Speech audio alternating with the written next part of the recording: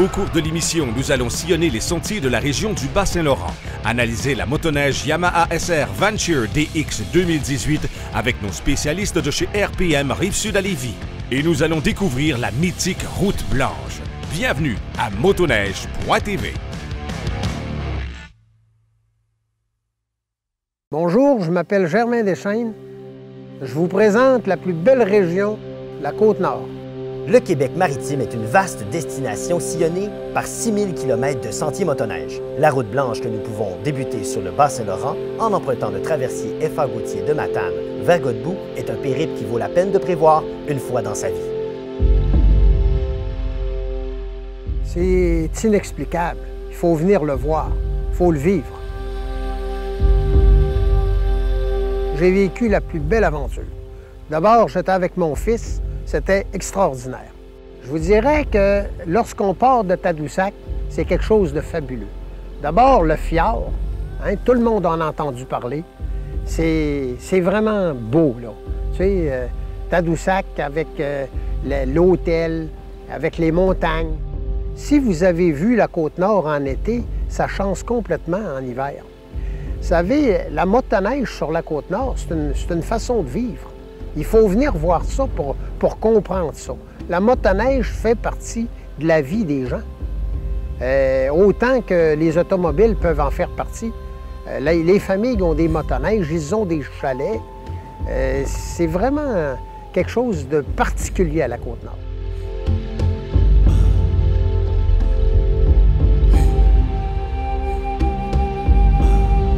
Puis par la suite, on se dirige tranquillement vers Grande-Bergeronne. Puis on longe les montagnes encore là, le fleuve, le majestueux fleuve, pour s'en aller vers les Escoumins, où on peut prendre un bon lunch si on veut manger. La nourriture est excellente. Les fruits de mer sur la Côte-Nord, on en a, et même en hiver.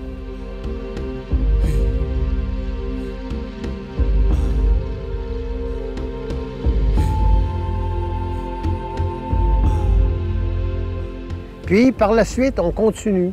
On fait longue rive, puis on longe toujours le fleuve, ce qui est extraordinaire. Puis là, on arrive à Forestville. Forestville, généralement, ça peut être une halte où on peut passer la nuit. Et par la suite, on redémarre en passant par Château-du-Tard, Ragno, tous des petits villages qu'on ne connaît pas trop, mais qu'on a beaucoup de plaisir à découvrir. Encore là, les sentiers, on n'en parle pas parce que nos sentiers sont beaucoup plus larges que dans le reste du Québec. Donc, c'est vraiment le fun là, de conduire nos motoneiges. On a du plaisir, là.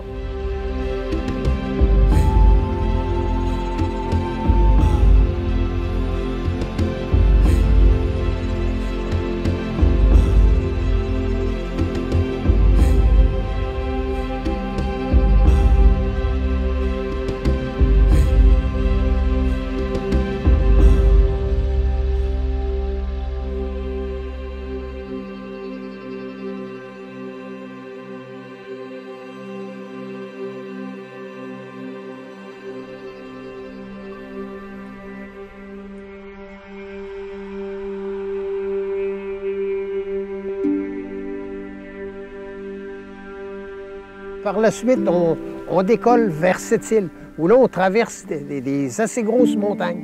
On a des points de vue fabuleux. Le traversier qui arrive à Bécomo, ou encore à Godbout, le mont Caburon, où il y a des deltaplanes qui se font pendant l'été. Là, vous avez un point de vue là, extraordinaire. Là.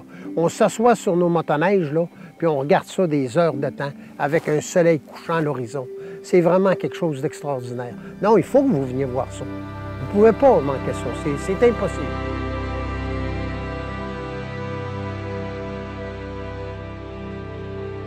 Et là, on redécolle de là, tout énervé, le cœur rempli de beaux souvenirs, et nous voilà partis pour cette île, qu'on pense qui est une région au bout du monde.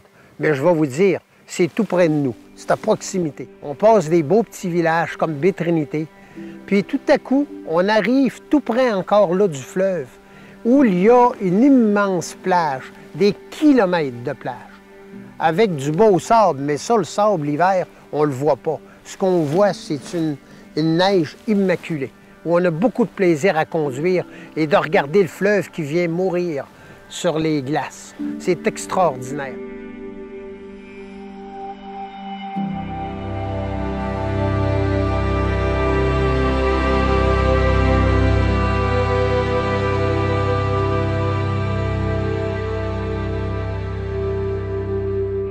Et à chaque fois qu'on arrête, les gens s'empressent de venir nous parler. Vous venez d'où? De quelle région? Ah, sur la Côte-Nord, bienvenue, on aime ça quand vous venez. Encore là, c'est extraordinaire, la chaleur des gens. On passe des petits villages comme Rivière-au-Tonnerre, où la rivière fait tellement de bruit qu'on n'entend rien d'autre que le grondement de l'eau sur les rochers. Puis on continue, petit village en petit village. Puis tout à coup, on arrive au pays de Gilles Vigneault. À Natashquan, c'est vraiment fabuleux. Et quelle chaleur encore des gens qui sont tous surpris de nous voir arriver en motoneige, qui nous ouvrent leurs portes et qui nous disent « Bienvenue chez vous ».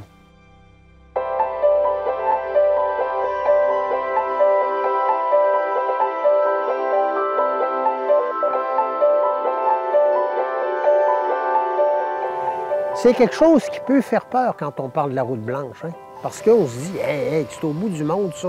Où c'est qu'on va coucher, puis comment qu'on va s'organiser? Mais oui, mais c'est bien balisé, là. Il y a des piquets, là, peut-être à tous les 200 pieds, c'est bien droit. Et vous allez vous rendre compte de quelque chose d'extraordinaire. C'est qu'à partir de cette région-là, la motoneige fait partie intégrante de la vie des gens. C'est le seul moyen de transport qu'ils ont. C'est ça, la Côte-Nord, l'hiver en motoneige. Venez goûter à quelque chose de différent. Hier, on est arrivé sur une immense montagne et tout à coup, le fleuve s'ouvre encore devant nous. Avec son... Là, c'est devenu un golfe. C'est bleu, avec des centaines d'îles. Et tout à coup, sur une petite île, apparaît Harrington Harbour. Ça, là, vous l'avez vu au film, La Grande Séduction, mais venez le voir en personne. Vous pensez que c'est loin? C'est tout près de vous, mais c'est comme hors contexte. On arrive dans un autre monde. Et là, c'est quelque chose d'extraordinaire. Les trottoirs, tout le monde circule avec leur motoneige, le bois de poêle pour être capable de chauffer. C'est quelque chose d'extraordinaire. On le sent d'ailleurs. En même temps qu'on sent la mer, en même temps, les essences et la senteur se mêlent avec le bois. C'est extraordinaire. Et là, la chaleur des gens, ça ne s'explique pas. Vous allez devoir venir pour vous en rendre compte vous autres même. Mais les gens sont tellement chaleureux que la froidure, on ne la sent pas. On a le cœur chaud, on a du plaisir, on fait un sport qu'on aime et dans une région inoubliable, la Côte-Nord.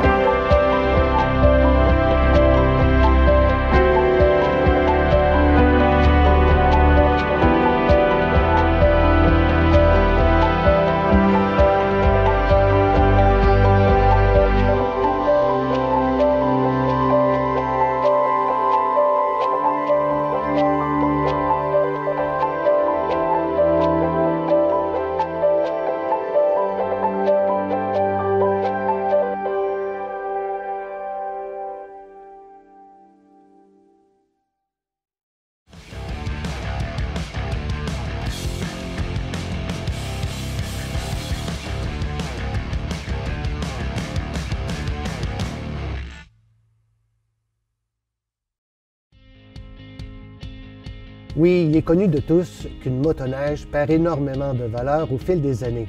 Donc, une motoneige achetée 20 000 $ aujourd'hui pourrait ne valoir que 10 000 $ dans 3, 4 ou 5 ans. Idéalement, il faut se procurer une assurance de remplacement disponible auprès de son courtier d'assurance. Cette assurance de remplacement viendra combler la différence entre la valeur marchande au jour du sinistre et une motoneige neuve. Yamaha nous sort un tout nouveau modèle et les motoneigistes vont être heureux, Maxime. Ils vont être contents, un tout nouveau modèle Touring, le Yamaha SR Venture DX 2018. Et allons voir les gens de chez RPM Rive-Sud à Lévis pour nous le présenter. On est avec Pierre Harvey, conseiller expert chez RPM Rive-Sud. Salut Pierre! Salut Maxime, ça va bien? Yes, ça va bien. Aujourd'hui, on a la chance d'avoir un modèle de motoneige fort intéressant, le Yamaha SR Venture DX 2018. Voilà, absolument. Donc, on a la chance de l'avoir ici devant nous. Écoute, c'est une belle réplique, encore une fois, de Yamaha, parce que le segment touring, tourisme est très important dans l'industrie de la motoneige. Donc, évidemment, plus on a de choix en tant que conseiller ici chez RPM, mieux c'est, évidemment. Évidemment. Écoute, c'est la grande particularité de celle-ci, la Venture DX, c'est évidemment son fameux moteur 3 cylindres, très connu des fans, disons, de motoneige de Yamaha. Parce que c'est fiable. Absolument, c'est la fiabilité du 3 cylindres. C'est un 135 HP. On a un heureux mélange. Je te dirais, châssis américain. C'est une chenille, bon, on a une 15 pouces, 146 pouces. C'est vraiment l'allongement de la SR Viper, en fait. Hein? Ouais, si on veut, c'est un pont plus long, 146 pour une très bonne assise, très bon confort à l'arrière. 1.25, c'est standard au niveau des sentiers. Absolument. On a une belle douceur. On a 15 litres d'essence à l'arrière, jumelé avec l'avant. Donc, on retrouve un 53,75 pour être très précis. C'est très précis. Très précis au niveau du réservoir. Donc, on a une belle autonomie de ce côté-là. Donc, efficacité au niveau moteur, belle économie. On peut partir, l'esprit tranquille. On peut se promener longtemps. Les valises, Maxime, de série également. Si on remet, écoute, je veux te donner un petit point bien important. Oui. Le guidon. Au niveau du guidon, il est surélevé. Hein? On a un bloc de surélevé et on peut l'ajuster. Donc, tout dépendant de notre style, notre grandeur. Oui, notre taille. Notre taille, effectivement, on peut ajuster à notre ça, guise. Donc, ça, ouais. c'est le fun. Souvent, disons qu'en série comme ça, les gens sont confortables, tant mieux, mais il faut dire qu'on peut l'ajuster. Ce que j'aime énormément, c'est le pare-brise. On veut du confort aussi au niveau du vent, protection, tout ça. C'est ce que Yamaha nous offre. Très haut pare-brise. Oui, c'est ça. Et les miroirs. J'aime beaucoup, Maxime, les miroirs qui sont à l'extérieur. Ça donne plus de visibilité.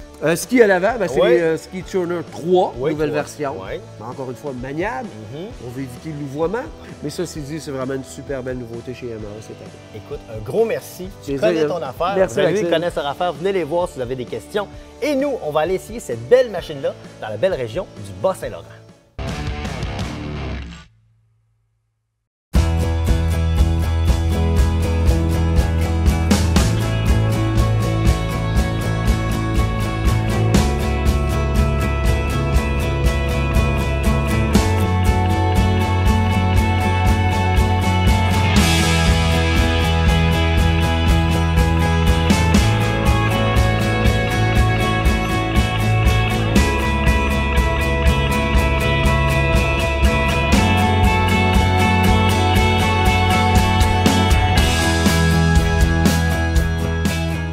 Karine, tu travailles pour Tourisme Bas-Saint-Laurent. Oui. Pour les motoneigistes, qu'est-ce qu'il y a à voir si on vient dans le coin du Bas-Saint-Laurent? Bien, les motoneigistes, ils ont 1800 km de terrain de jeu. Donc, c'est 1800 km de sentiers de motoneige bien entretenus, signalisés, avec des points de vue autant du fleuve et des îles que la forêt et les montagnes. Et sans parler des relais ici d'accueil pour les motoneigistes, les restaurants et les hôtels qui sont sur le long des sentiers. Donc, de tout pour bien organiser un séjour au Bas-Saint-Laurent.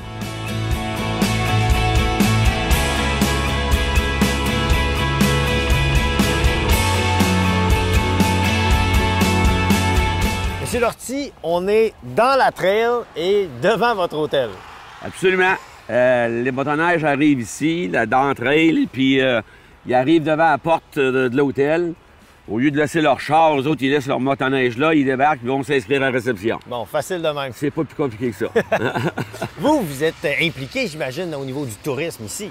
Oui, bien écoutez, ça fait déjà 25 ans que je suis propriétaire de l'hôtel, puis le premier investissement que j'ai fait ici, c'est des garages à motoneige. Les gens arrivent ici avec leur pick-up, ils débarquent leur motoneige, mettent ça dans l'enclos qui est tout protégé, caméra, éclairé.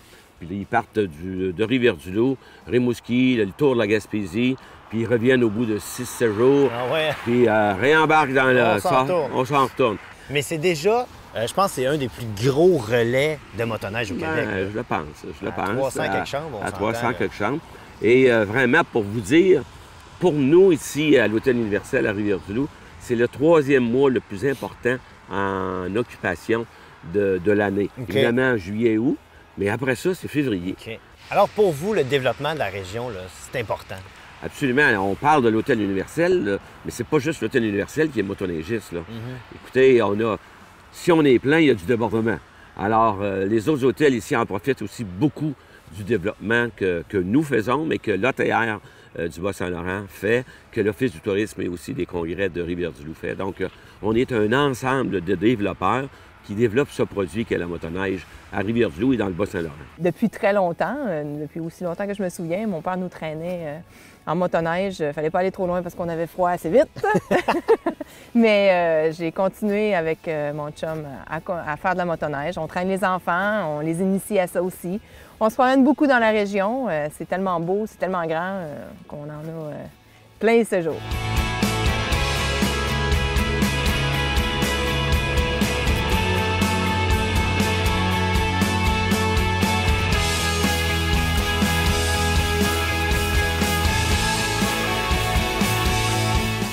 Quand on quitte l'hôtel Universel, c'est quoi les chemins qui s'offrent à nous? Bien, à l'ouest, on s'en va vers le Kamouraska. Donc, Kamouraska, c'est la Pocatière, c'est le lac de l'Est. On prend la 5, le sentier numéro 5. On peut revenir par la 35 aussi, qui est une ancienne voie ferrée, le sentier Monk qu'on appelle. L'été est utilisé par les VTT, l'hiver, les motoneigistes. Et là, on se dirige vers le Témiscouata. Témiscouata, beau grand lac. On longe le lac sur la 85, qui est aussi une ancienne voie ferrée. On est gâtés quand même. Oui, ça fait, ça fait des trails assez larges puis bien entretenus. Hein? Exactement. C'est des sentiers larges. On a une belle vue. L'été est utilisé pour le vélo, l'hiver que pour les motoneigistes. Donc, on revient vers Rivière-du-Loup. Ensuite, si on se dirige plus vers l'est, bien, on retourne à Rimouski. C'est un super beau circuit. 1800 km de circuit, dans le fond. Fait que on a de tout pour tous les goûts. C'est bien dit, ça. Oh, oui. On dirait que tu aimes ta région. Ah, à peine!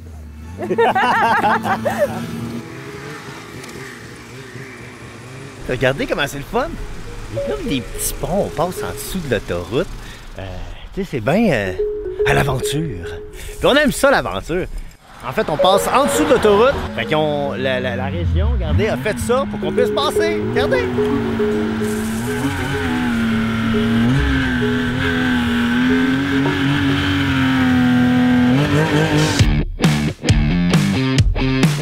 Steve, tu as eu la chance d'essayer le Yamaha SR Venture pendant 2 jours. Qu'est-ce que tu en as pensé? Écoute, Max, j'ai adoré cette machine-là pour 2 raisons. La première, c'est que c'est une machine touring avec tout ce qu'on peut souhaiter d'une machine touring. Beaucoup d'équipements de série, sièges chauffants, les sacoches, réservoir d'appoint de 16 litres qui se verse directement dans ton réservoir pour te donner 53 litres total. Une longue chenille, 146 pouces, la plus longue de l'industrie, fait que tu as de la portée. Écoute, j'ai adoré ça. La deuxième raison, c'est que en quelques secondes, tu enlèves le siège, tu enlèves les sacoches, tu te retrouves avec une machine solo. Donc, quelqu'un qui ne fait pas souvent de la motoneige avec un passager, ben il n'y a pas à payer, à avoir le look, dans le fond, d'un touring tout le temps. Ouais. Des fois, c'est ça qui fait qu'on hésite à acheter un touring. Et là, toi, tu l'as essayé pas mal en sentier. Le feeling, c'est quoi? Écoute, c'est la même conduite que toutes les SR Viper. C'est aussi maniable en sentier qu'une plus courte. C'est le même moteur qu'on connaît, qui est fiable, qui est économique, qu'on aime, qu'on a dans les Viper depuis longtemps. Donc, c'est vraiment plaisant. Tu sembles avoir été charmé, mon cher. Ah, on peut dire ça, on peut dire ça. Alors, ça s'adresse à des gens qui font du sentier, que parfois, ils ont un passager avec eux. Oui. Puis on sait qu'il va être... Parfois ou tout le temps. Ou tout le temps, c'est vrai. C'est ça. Mais si on a un passager occasionnel, ben le passager n'a pas de compromis, est très confortable. Puis c'est le meilleur des deux mondes. Meilleur des deux mondes. Merci, yes, Steve. Ça fait plaisir.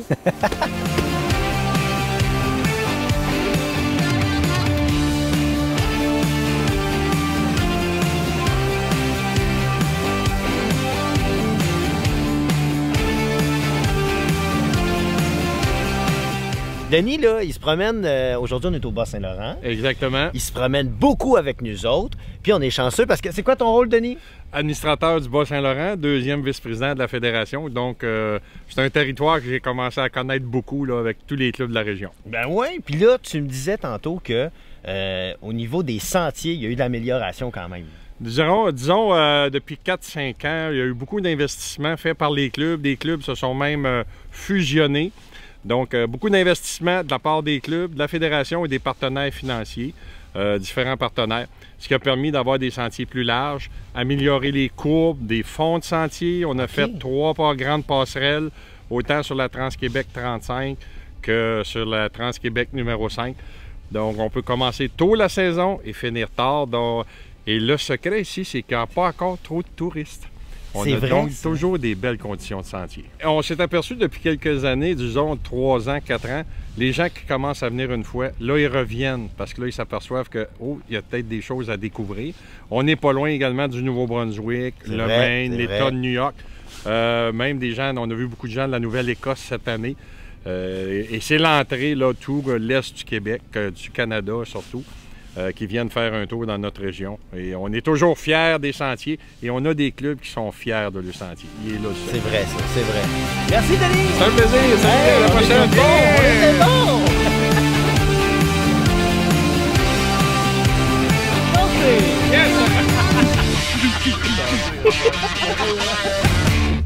Bon, c'est pas tout le monde qui trippe à danser, là.